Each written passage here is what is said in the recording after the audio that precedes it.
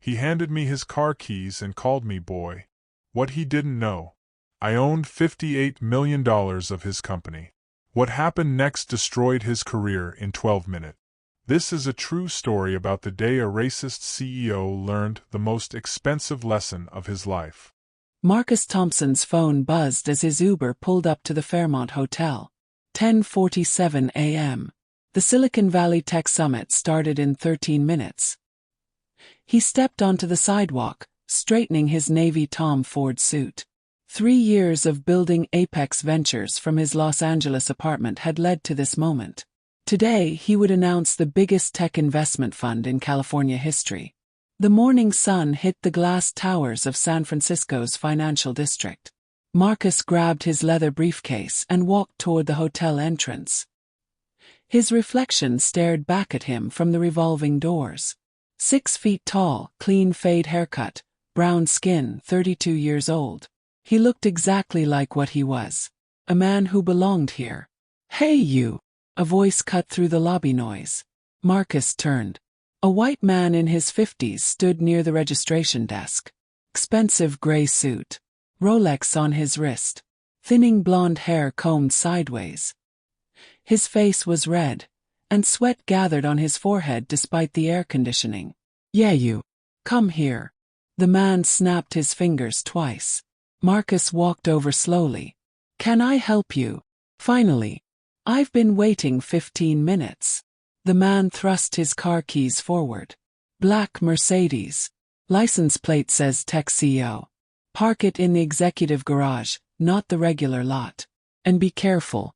That's a $200,000 vehicle. Marcus looked at the keys dangling in front of his face. His jaw tightened. "I think there's been a misunderstanding." "No misunderstanding. I'm late for my keynote panel." "Move." The man shook the keys harder. "What's your name? I need to report you for standing around when guests need help." A small crowd gathered nearby. Other tech executives watched from the coffee bar. Women in designer dresses. Men in $1,000 suits. They whispered to each other. Phones came out. Someone was recording.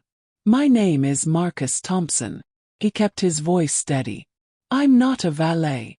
The man's face turned darker red. "Listen, boy. I don't have time for attitude. This is the biggest tech summit of the year. Important people are here. Now take my damn keys before I get your manager." "Oi." The word hung in the air like smoke. Marcus felt heat crawl up his neck. His heart pounded against his ribs. But he had learned something over the years. Anger was expensive. Patience paid better. "You're Derek Paulson." Marcus said it as a fact, not a question. "CEO of NextGen Systems." Derek blinked. "How do you know that?" "I know a lot of things, Mr. Paulson." Marcus put his hands in his pockets. "I know NextGen just finished Series D funding. $180 million. I know your company builds AI infrastructure for Fortune 500 companies. I know your stock price dropped 12% last quarter." Derek's mouth opened slightly. "Who are you?" "Someone attending the same summit as you." Marcus turned to walk away. "Wait." Derek grabbed Marcus's arm. His grip was tight. "I don't care who you think you are. When I see someone who looks like you in a hotel lobby, standing around doing nothing, I assume you work here. That's common sense." The lobby went quiet. Even the street noise from outside seemed to stop. The people with phones moved closer. More recording. Marcus looked down at Derek's hand on his arm. Then back up at Derek's face. "Let go." "Or what?" Derek squeezed harder. "You going to make a scene? You think anyone here will believe you over me?" A security guard started walking over.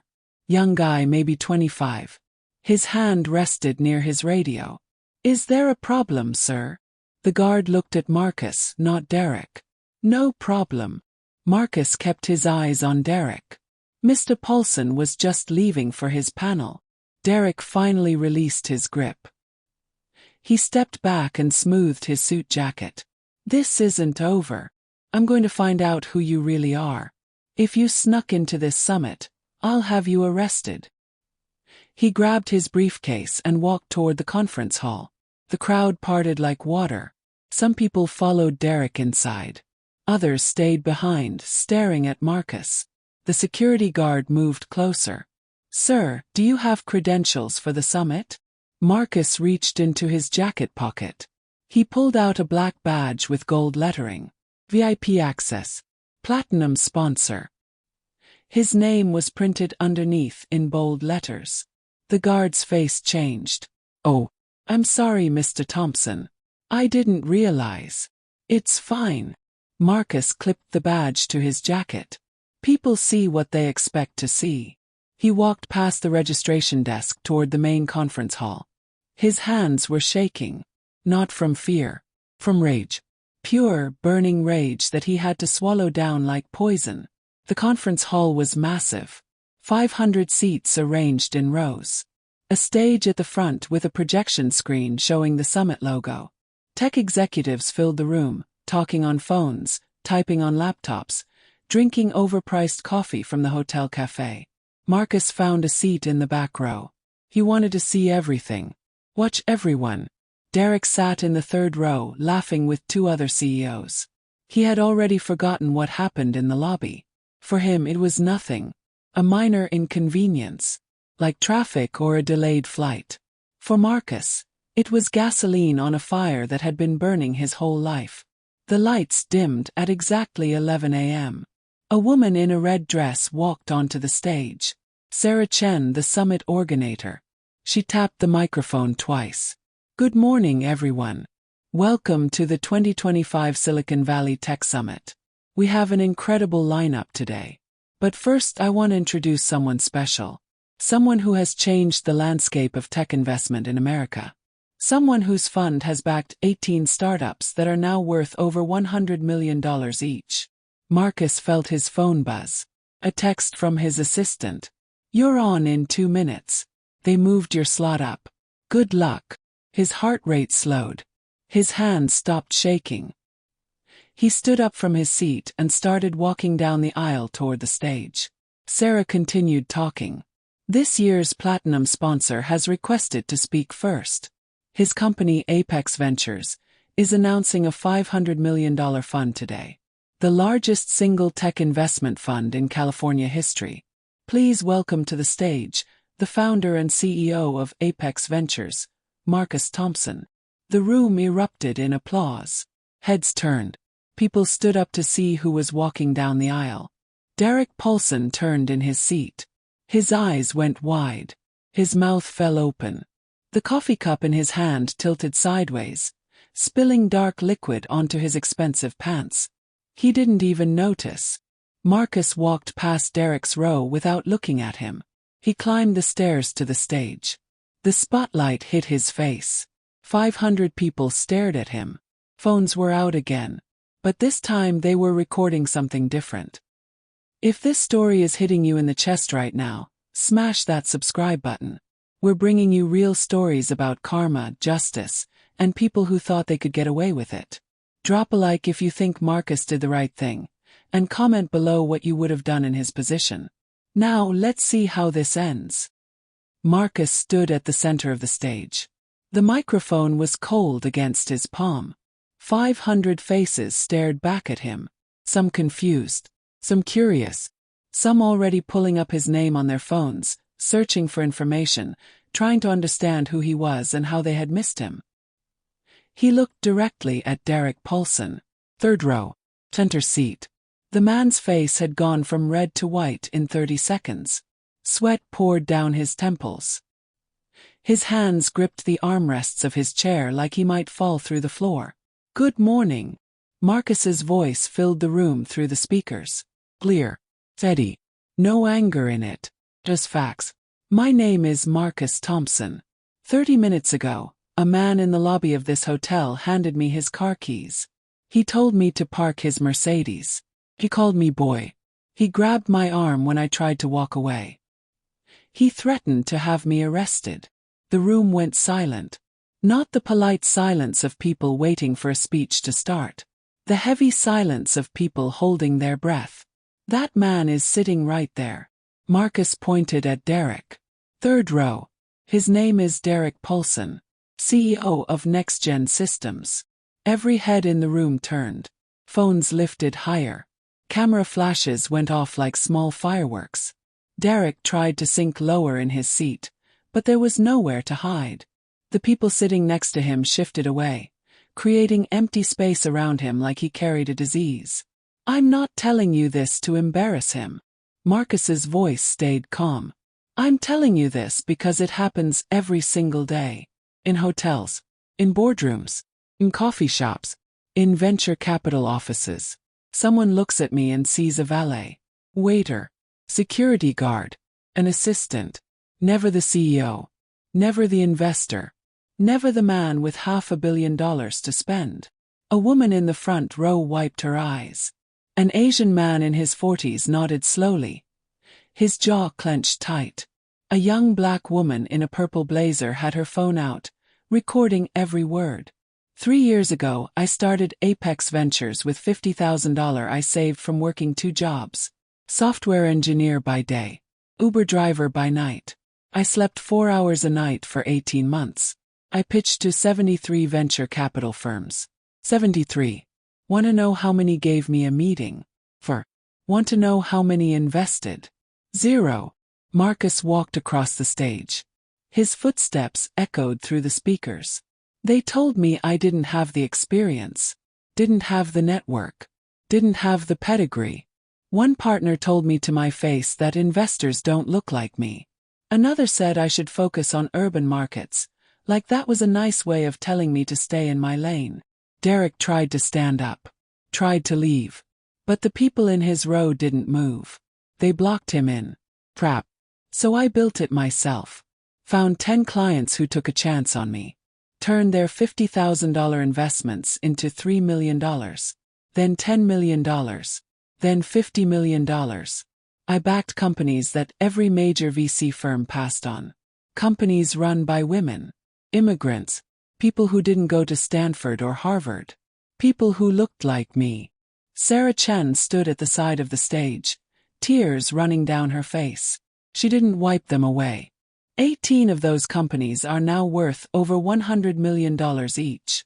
5 are worth over $500 million. One just got acquired by Google for $1.2 billion. My fund has returned 3,400% to investors. That's not luck. That's not diversity charity. That's knowing how to spot talent that everyone else is too blind to see. The room started to buzz. Whispers spread like wind through trees. People were pulling up NextGen Systems on their phones, looking at stock prices, reading news articles, putting pieces together. NextGen Systems. Marcus turned back to face Derek directly. Series D funding. $180 million raised 6 months ago. 32% of that funding came from Apex Ventures. $58 million. My money. My fund. My belief that Derek Paulson's company had potential. Derek's face went completely white. He looked like he might throw up. This morning Mr. Paulson told me I looked like someone who should park his car. He grabbed my arm. He threatened me. He did this because of what I look like. Because of the color of my skin. Because in his mind, someone who looks like me couldn't possibly belong in the same room as him.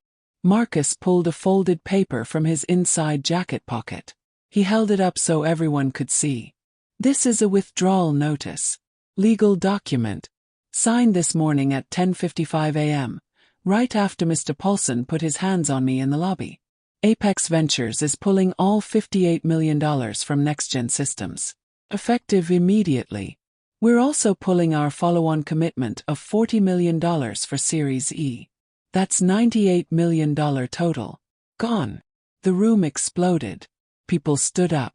Voices overlapped. Reporters in the back started making phone calls. The moderator tried to restore order but nobody listened. Derek shot to his feet. You can't do this. We have contracts. Agreements. Read Clause 17. Marcus's voice cut through the noise like a knife. Investor reserves the right to withdraw funding if leadership engages in conduct that damages company reputation or investor relationship. Your conduct this morning qualifies. My lawyers are already filing the paperwork. A man in the second row stood up. Gray hair, kind face. I'm Robert Chen, partner at Sequoia Capital. Marcus, if NextGen needs bridge funding to cover this gap, we'd like to discuss terms. Sit down, Robert. Marcus's voice was ice. NextGen doesn't need new funding. It needs new leadership. Derek tried to push past the people in his row. He stumbled. Nearly fell. Someone caught his arm to steady him. He jerked away like the touch burned him. My board will fight this. Derek's voice cracked. You'll lose. Your board met 45 minutes ago. Marcus held up his phone. Emergency session. Virtual call. I attended. So did representatives from the other major investors. We held a vote. The decision was unanimous. We're out. Effective immediately. Security will escort you from NextGen headquarters within the hour. Derek's knees buckled. He grabbed the seat in front of him to stay upright. His whole body shook. Your company will survive. Marcus put the paper back in his pocket. Your COO, Jennifer Martinez, is taking over as CEO. She's brilliant. She's qualified. She's what NextGen needed from the start. The company will be fine. Better than fine. Marcus walked to the edge of the stage. Looked out at all 500 people watching him. I didn't come here today to destroy Derek Paulson's career. I came here to announce the Apex Opportunity Fund. $500 million dedicated to investing in founders from underrepresented backgrounds.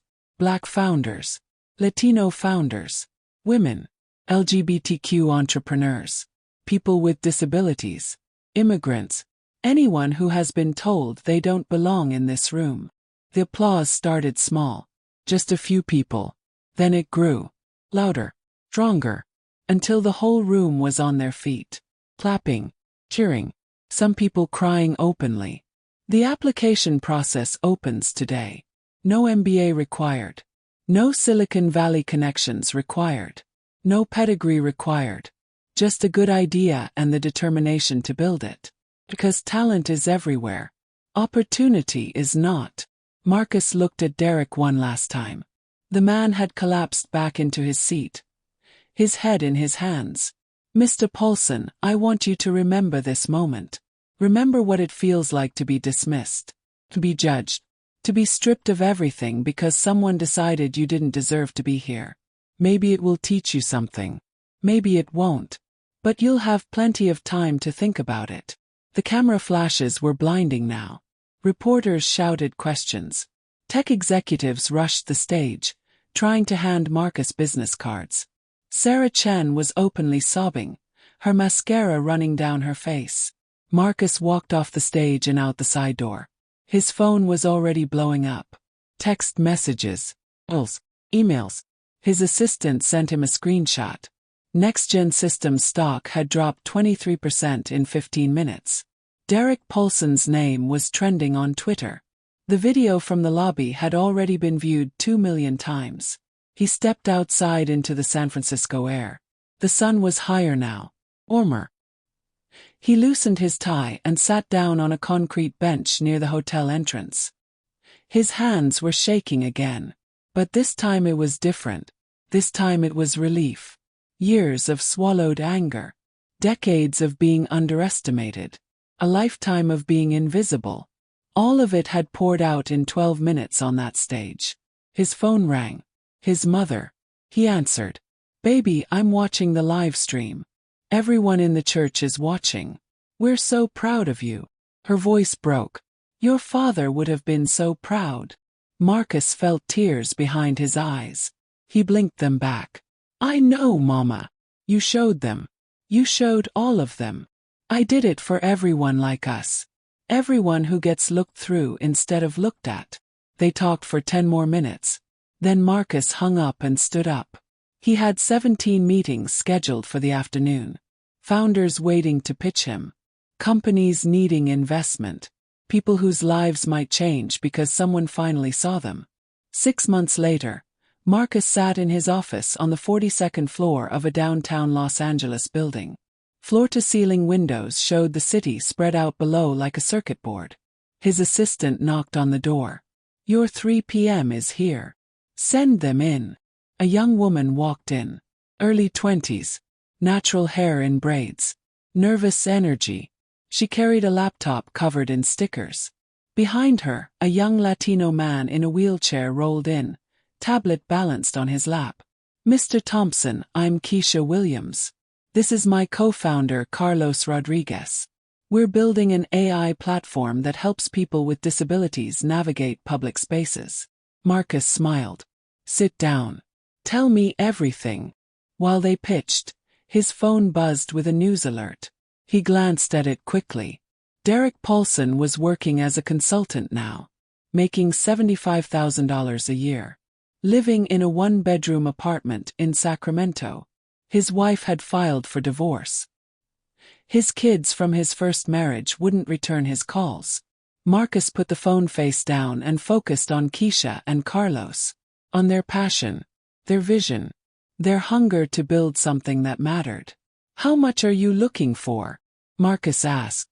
$2 million seed round. Keisha's voice was steady despite her shaking hands. "You've got it. My lawyers will draw up the term sheet by Friday." Keisha burst into tears. Carlos pumped his fist in the air. They thanked him 15 times before leaving. Marcus turned to look out the window.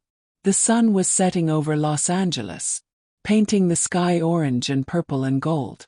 He thought about that morning in San Francisco. Car keys, the grabbing, the word boy hanging in the air like poison. He thought about every moment before that. Every time someone made him feel small, invisible, and he thought about the 500 people in that room. Watching, learning, changing. One interaction couldn't fix everything. One speech couldn't erase centuries of prejudice. But it was a start. Crack in the wall. Light getting through where there was only darkness before. His assistant knocked again. "Mr. Thompson, Silicon Valley Magazine wants to do a cover story. They're calling it The Reckoning." Marcus smiled. "Tell them I'll do it. But only if they include photos of the 30 companies we've funded this year. I don't want this to be about me. It's about everyone who comes after." "Will do." He paused at the door. "For what it's worth, my brother applied to your fund yesterday. He's been trying to launch a business for 3 years. Nobody would listen to him. You gave him hope." After she left, Marcus sat in the quiet. Outside, Los Angeles hummed with life. Cars on freeways. Lights in buildings. Millions of people chasing their dreams in a city that promised everything and guaranteed nothing. He picked up a picture frame from his desk. His father, wearing a janitor's uniform, smiling despite working 16-hour days to put Marcus through college. Gone now. Heart attack at 53. Never got to see his son succeed. "I did it, Dad," Marcus whispered to the photograph. "I got a seat at the table. And now I'm building more tables. Bigger ones. Where everyone belongs." His phone rang again. Another founder. Another dream. Another chance to be the investor he wished had existed when he was starting out. Marcus answered the call. "This is Marcus Thompson. Tell me your story." And in that moment, in that office 42 floors above Los Angeles, the invisible man was finally seen. Marcus turned his humiliation into a $500 million fund that's changing lives right now. If this story moved you, subscribe and hit that bell so you never miss these real-life karma moments. Share this with someone who needs to see that respect isn't optional. It's mandatory. What's your take? Was Marcus too harsh or not harsh enough? Comment below. Thanks for watching, and remember, never judge someone by what you think they should be. See you in the next one.